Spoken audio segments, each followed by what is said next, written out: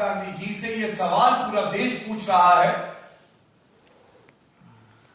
पंजाब के मुख्यमंत्री चन्नी जी से भी ये सवाल पूछा जा रहा है कि क्या जगदीश टाइटलर को ये बड़ा सम्मान देना,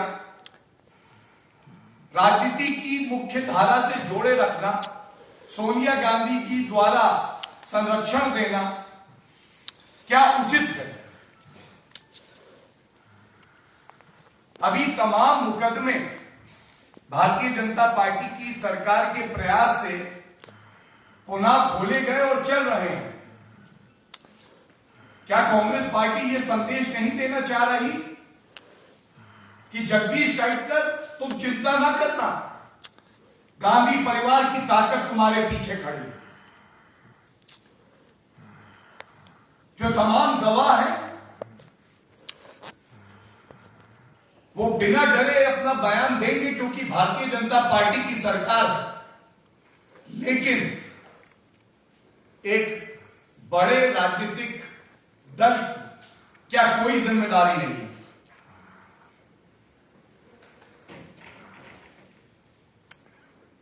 और यह सवाल बार बार कांग्रेस से पूछा जाना चाहिए और हम पूछते रहेंगे। जिनको जेल की सलाखों के पीछे करने की जिम्मेदारी आपकी थी, क्यों 3 दशक लग गए कि उनको जेल की सलाखों के पीछे आप नहीं डाल पाए? और सज्जन कुमार को सजा हुई तो वो भारतीय जनता पार्टी की सरकार के प्रयासों से हुई। क्यों उनको मंच देके सम्मानित किया जाता है? इससे पहले भी हुआ है कि राहुल गांधी एक उपवास का ढोंग करने जाते हैं तो वहां पे 1984 के दंगों के आरोपी दिखाई देते।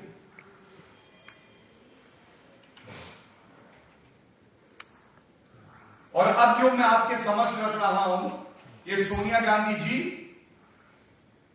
राहुल गांधी जी, कांग्रेस पार्टी के वरिष्ठ नेताओं को जरूर पढ़ना चाहिए। ये वो जजमेंट है जो दिल्ली हाईकोर्ट ने 2018 दिसंबर में दिया। और जो अंश मैं इसके पढ़ूंगा ये दर्शाएगा कि किस तरह से जहां इंसाफ मिलना चाहिए था वहां पे कांग्रेस पार्टी खुद आरोपियों को बचा रही थी और पीड़ित परिवारों का दर्द समझने में पूरी तरह विफल रही। The judgment says, following the assassination of Srimati Indira Gandhi on the morning of 31st of October 1984, a communal frenzy was unleashed 4 days between 1st and 4th November of that year, all over Delhi, 2,733 Sikhs were brutally murdered.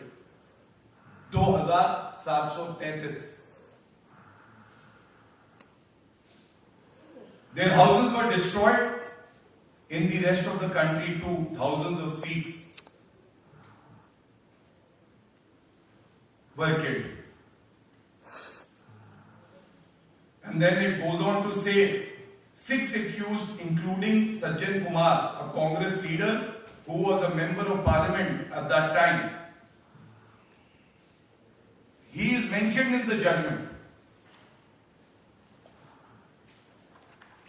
And then it becomes very important to read this part of the judgment where Jagdish Tytler's role has been discussed. It would not be out of place to mention that it was the commitment of the Bharatiya Janata Party to ensure that justice is delivered to these families of the victims. And Nanavati Commission was constituted, which gave a report clearly stating that as per the account of the witnesses, and he goes on to name Jagdish Tytler, Sajjan Kumar.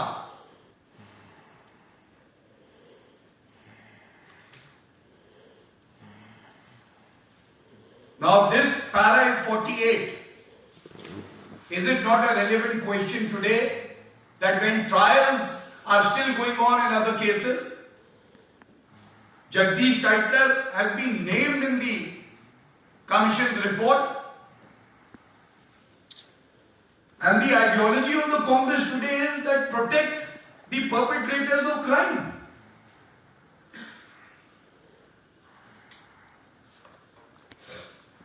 Para 89 I am reading, Jagdish Tytler का जिक्र कैसे आता है और ये बड़ा आवश्यक है। जब अधिवक्ता ने अपनी बात कोर्ट के समक्ष रखी तो उन्होंने ये उदाहरण दिया और देखिए कि किस तरह से कांग्रेस का चरित्र ये रहा है कि वो संरक्षण दे रहे हैं इन लोगों को। Justice Nanavati Commission recommended the registration of cases against accused one, which is Sajjan Kumar, and another leader of the Congress party, Jagdish Tytler. The government of India at that time was the Congress party, informed Parliament that it had rejected said recommendation of the Justice Nanavati Commission. And then it goes on to say that the opposition stalled the proceedings for 3 days to ask for justice for the families of the victim, for the Sikh families. And it is only after this opposition's opposition for a just cause that the government had to take remedial steps.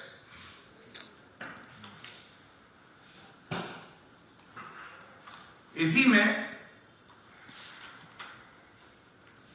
एक बात और बड़ी अहम आती है जो conclusion में है, और मैं पढ़ूंगा नहीं, बस आपके समक्ष रख दूंगा कि उसके मुख्य बिंदु क्या है। एफआईआर रजिस्टर नहीं हो रही थी,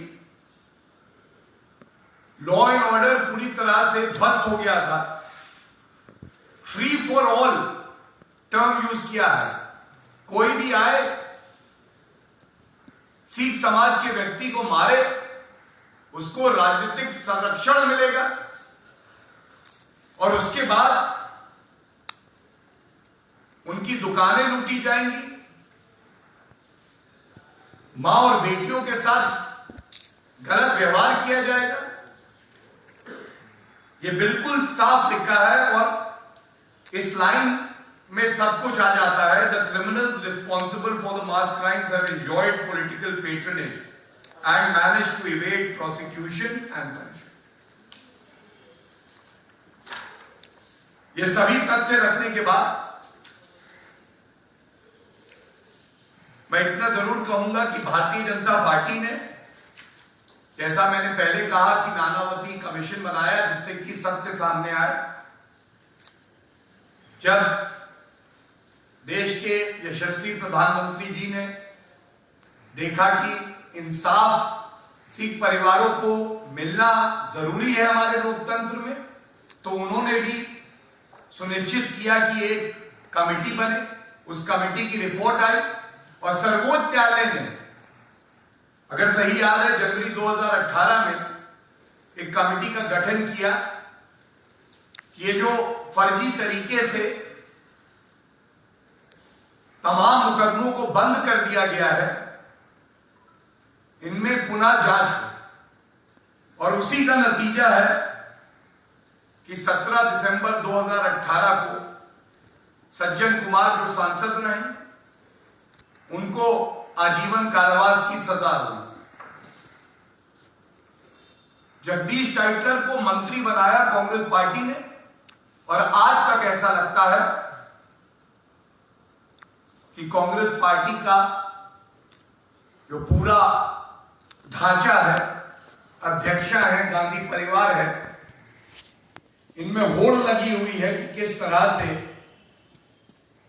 आरोपी व्यक्तियों को बचाया जाए और सच बाहर ना आए। भारतीय जनता पार्टी प्रतिबद्ध है, कटिबद्ध है कि जब तक इन सभी सिख परिवारों को एक एक मामले में इंसाफ नहीं मिल जाता है, हम लोग